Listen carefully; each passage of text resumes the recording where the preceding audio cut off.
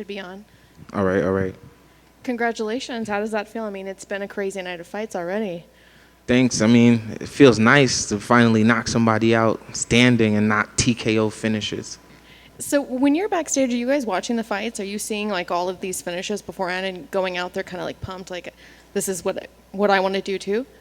Yeah, I see the fights, but it's like I'm seeing it, but not processing it because I'm in my own mind about my own fight. So it's like my mind goes into autopilot. But if it's something crazy, yeah, I'd be like, oh. So how do you think yours compared? Do you think you're a contender for that bonus? I mean, I hope I get that bonus. I mean, nice little left hand to a big man backflip, you know?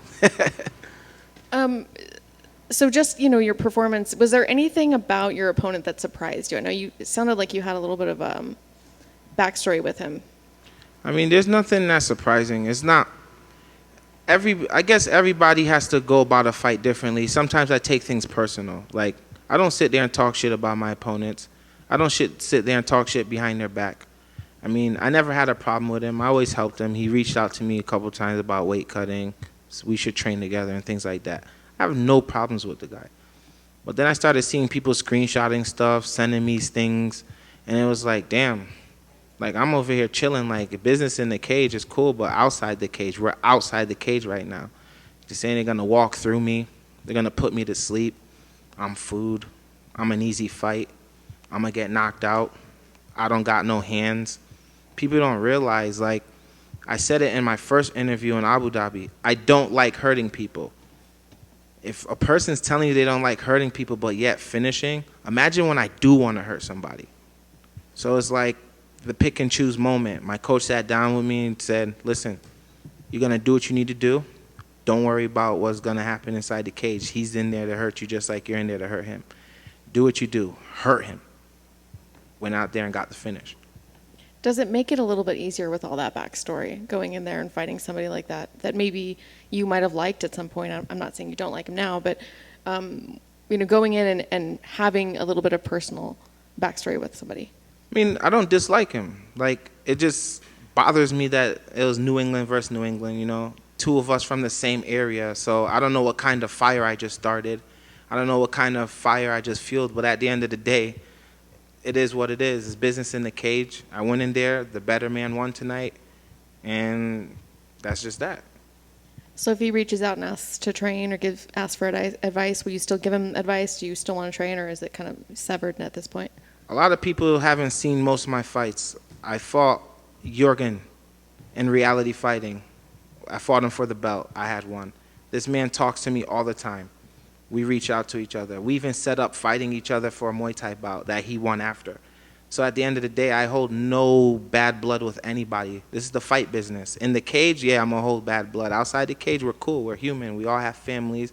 We all want to be healthy. We all want to go back home with a smile on our face. So when do you want to get back in there?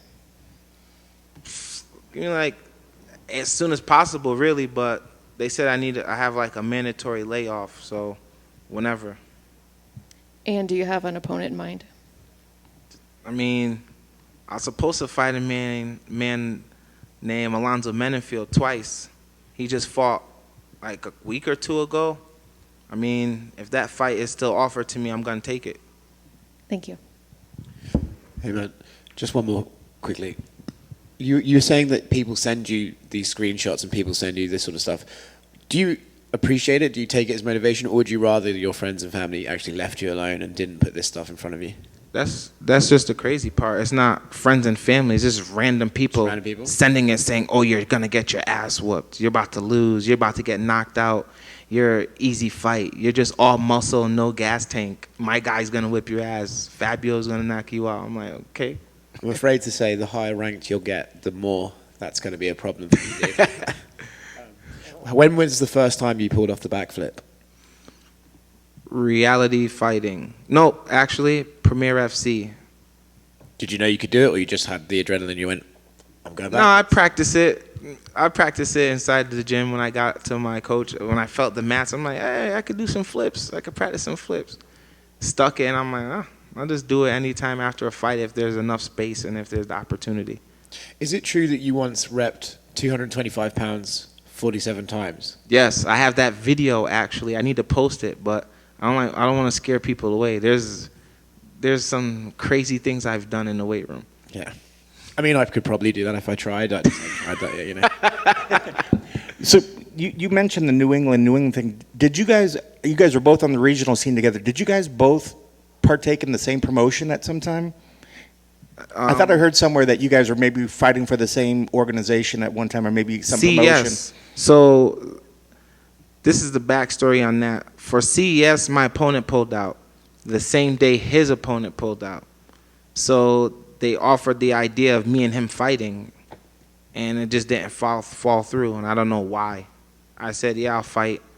And then the other side, it was like, nah, because he was practicing or training for another fight. I have no hate for nobody or no dislike. We had a couple times, actually. I think I was supposed to fight him again on CES, and it was offered to me, and I was like, yeah, I'll take it. So, of course, we were going to meet on a local scene, but New England's idea is, why two people from the same region want to fight each other? Why can't we be at the top together? I'm just a fighter. Fighting is fighting. At the end of the day, it's a sport. Me fighting you and you winning, every time you win, that just shows that, oh, dang, I got in the cage with that guy, you know? It's like we both win, so. And that kind of answers my next question, because I was wondering if this was a guy that you maybe had your eyes on, but it sounds like a couple times you guys thought you were maybe going to fight. And on the flip side, I guess since you guys have sort of been on this journey together in this timeline, is it kind of cool to see two guys from the New England area kind of coming up in their career at the same time and making it into the UFC right around the same time as well? Yeah, look at Rob Font and Calvin. Like, they're in the same, they're grinding together and getting up there together. They got numbers next to their name, New England and New England. I mean, at the end of the day, it's the fight game, and I understand. I don't feel like this fight was too early. I'm not sad about it, no regrets. It was going to happen sooner or later. But, you know, it is what it is. And last thing, you know, you got a guy like DC sitting on the outside calling the fight, but admiring, one, the specimen, that the work that you put into your body, but also going out there and putting on fantastic performances. What's it mean to you to hear the Forbin champ giving you praise while calling your fight? Man, I have a big respect for DC. We both come from the same wrestling background, and we're both the same height. And it's like they underestimate us because, you know, what is this guy doing in light heavyweight? Look, he was a double champ, and I'm on my road to that. Congrats on the win. Thanks. You mentioned that you would have to take a little bit of a break after this fight.